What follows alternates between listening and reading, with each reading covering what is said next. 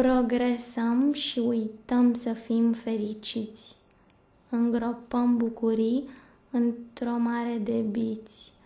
Nu te mai poți ascunde, ești mult prea conectat.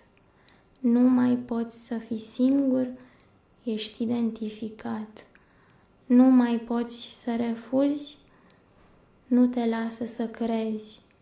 Te învață să-ți cauți iubirea pe net. Viața este viteză. Nu mai poți să te oprești. Te strivesc cei din urmă.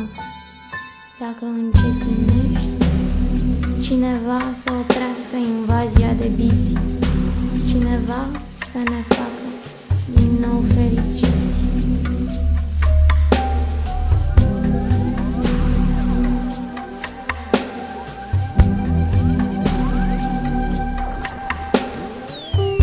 Fericire când iarba apare, fericire când raza de soare intră în corcius, mângâie fața, aerul sărat. Fericire e o sticlă de vin, fericire e cerul senin, într-o zi în care ai hotărât să alegi pe când.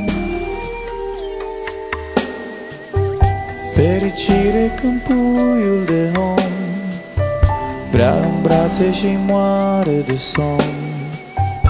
Fericire când frunzele cad la un picnic în parc.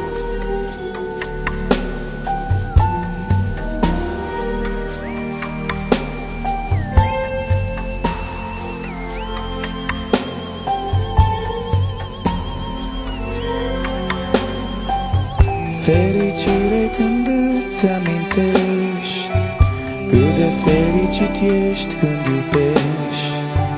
Fericire când totul la ea, chiar pe canapea.